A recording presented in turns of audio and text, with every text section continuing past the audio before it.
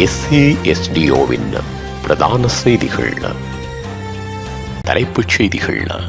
தென்னிலங்கையில் எம்மை இனவாதிகளாக காட்ட முயற்சிக்கும் விமல், சாணக்கியன் குற்றச்சாட்டு. யாழ் செம்மணியில் பலருக்கும் அதிர்ச்சியை ஏற்படுத்திய எலும்பு தொகுதி. கொழும்பில் சிக்கிய நூற்றுக்கணக்கான இந்தியர்கள்.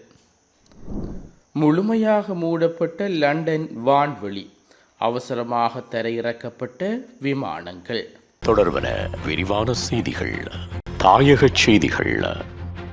அமைச்சர் விமல் ரத்நாயக்க எம்மை தென்னிலங்கையில் இனவாதிகளாக காட்டும் செயற்பாடுகளை முன்னெடுத்து வருவதாக இலங்கை தமிழிசை கட்சியின் மட்டக்களப்பு மாவட்ட நாடாளுமன்ற உறுப்பினர் இரா சாணக்கியன் தெரிவித்துள்ளார்.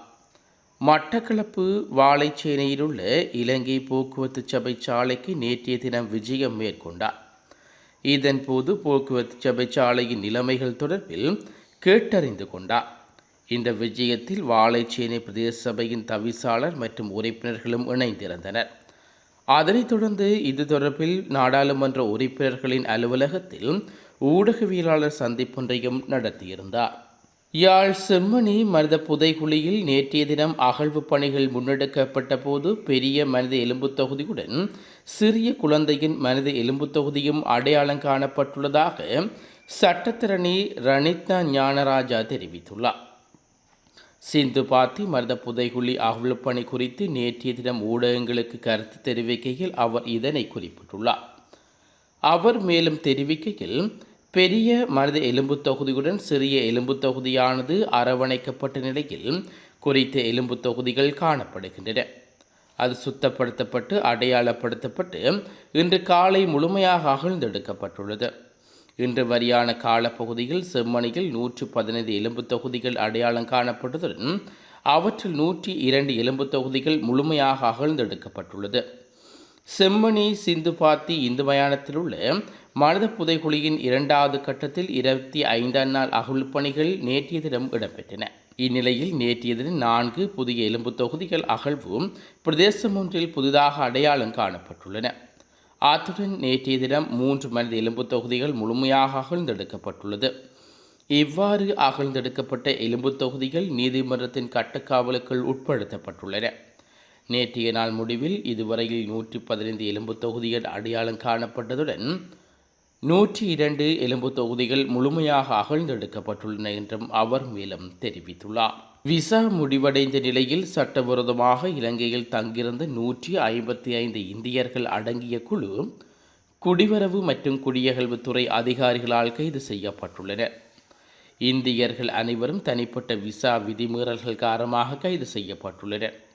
கைது செய்யப்பட்டமையை தொடர்ந்து இந்தியர்கள் தங்கள் தனிப்பட்ட விசா கட்டணமான 200 அமெரிக்க டாலர்களையும் அபராதமாக 500 அமெரிக்க டாலர்களையும் சேர்த்து குடிவரவு திணைக்களத்திற்கு 3,36,15,000 ரூபாய் செலுத்த வேண்டிய கட்டாயம் ஏற்பட்டுள்ளது. இந்நடவடிக்கையின் மூலம் இலங்கை குடிவரைத்துறைக்கு மொத்தம் 33.5 மில்லியன் ரூபாய்க்கு இணையான வருமானம் கிடைத்துள்ளதாக அதிகாரிகள் தெரிவித்துள்ளனர். இது இலங்கை வரலாற்றில் விசா விதிமுறையை மீறிய குற்றச்சாட்டில் சிக்கியவர்கள் மூலம் கிடைத்த மிகப்பெரிய வருமானம் என்று அதிகாரிகள் தெரிவித்துள்ளனர். சந்தேக நபரான இந்தியர்கள் ஆன்லைன் சந்தைப்படுத்தல் மற்றும் பந்தய நடவடிக்கைகளில் ஈடுபட்டு வந்த ஒரு சர்வதேச கணனி நிறுவனத்தின் அலுவலகத்திற்கு வேலை செய்ததாக தெரிவிக்கப்படுகிறது. கொழும்பில் உள்ள கட்டடத்தில் நடத்தப்பட்ட சோதனையின் போது இவர்கள் கண்டுபிடிக்கப்பட்டனர். 25 தொடக்கம் 54 வயதுக்குட்பட்ட இவர்கள் பயண விசாவை பயன்படுத்தி இலங்கையில் 1 மாதம் முதல் 1 வருடம் வரை தங்கியிருந்ததுடன் உள்ளூர் நிறுவனத்தில் பணியாற்றி வந்தமையும் உறுதிப்படுத்தப்பட்டுள்ளது. இந்நிலையில் வெளிசர குடிவரவு திணைக்களத்தில் தடுப்பு மையத்தில் இடமில்லாத காரணத்தினால் அபராதங்களை செலுத்தியவுடன் அவரிடம் இலங்கையை விட்டு உடனடியாக வெளியேறுமாறும் உத்தரவிடப்பட்டுள்ளது. சுற்றுலா நோக்கங்களுக்காக மாலைத்தீவுக்கு செல்லும் இலங்கை குடிமக்களுக்கு 90 நாள் இலவச வருகை விசாக்களை வழங்க மாலைத்தீவு அரசாங்கம் முடிவு செய்துள்ளது. ஜனாதிபதி அன்ருகுமார் திசாநாயக்காவின் மாலைத்தீவு பயணத்துடன் இணைந்து இந்த முடிவு எடுக்கப்பட்டதாக ஜனாதிபதி ஊடக பிரிவு ஒரு அறிக்கையில் தெரிவித்துள்ளது. அதன்படி இந்த விசாக்கள் வழங்குவது நேற்று முதல் நடைமுறைக்கு வந்துள்ளது. இந்த விசாக்களை பெற செல்லுபடியாகும் கடவுச்சீட்டை வைத்திருப்பது மற்றும் மாலைதீவில் செலவுகளை ஈடுகட்ட போதுமான நிதி உள்ளது என்பதை நிரூபிப்பது மட்டுமே அவசியம் என்றும் தெரிவிக்கப்படுகிறது. மாலைதீவு மற்றும் இலங்கைக்கு இடையிலான விசா வசதி வழங்குவது தொடர்பான ஒப்பந்தத்தின் விதிகளை மற்றும் மாலைதீவு குடியேறச் சட்டங்கள் மற்றும் விதிமுறைகளுக்கு உட்பட்டு இரு நாடுகளுக்கும் இடையிலான பரஸ்பர ஒத்துழைப்பை நோக்கமாக கொண்டு இந்த விசா வசதிகள் வழங்கப்பட்டுள்ளதாக மாலைதீவு அரசாங்கம் தெரிவித்துள்ளது. உலகச் செய்திகள். தேசிய விமான போக்குவரத்து சேவைகளில் ஏற்பட்ட தொழில்நுட்ப கோளாறு காரணமாக நேற்று பிரித்தானியா தலைநகர் லண்டன் வான்வழி முழுமையாக மூடப்பட்டுள்ளது. இந்த பிரச்சனையால் இங்கிலாந்துக்கு புறப்படும் அனைத்து விமானங்களும் அவசரமாக தரையிறக்கப்பட்டுள்ளன. இதனால் விமான நிலையங்களில் பயணிகளுக்கு கடுமையான இடையூறு ஏற்பட்டுள்ளது. தொழில்நுட்ப கோளாறு காரணமாக விமானங்கள் தாமதமாகின அல்லது ரத்து செய்யப்பட்டன. தொழில்நுட்ப கோளாறுகள் தீர்க்கப்பட்டு லண்டன் பகுதியில் இயல்பு நிலை செயற்பாடுகள் மீட்டெடுத்ததாக NATS பொறியியலாளர்கள் தெரிவித்துள்ளனர்.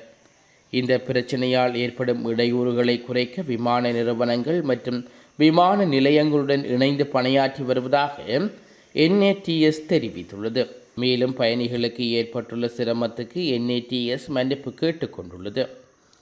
இச்சம்பவம் முக்கியமாக லண்டனில் உள்ள ஹீத்தோ, கோட்விட், டான்ஸ்டெக், லூடின், சிட்னி மற்றும் சவுத் எண்ட் ஆகிய 6 முக்கிய விமான நிலையங்களை பாதித்துள்ளது. தற்போதைய பிரச்சினை விரைவாக தீர்க்கப்பட்டாலும் முழுமையான இயல்பு நிலை திரும்பும் வரை சிறிது தாமதம் ஏற்படும் என்றும் அதிகாரிகள் தெரிவித்துள்ளமை குறிப்பிடத்தக்கது. மீண்டும் தலைப்புச் செய்திகள்.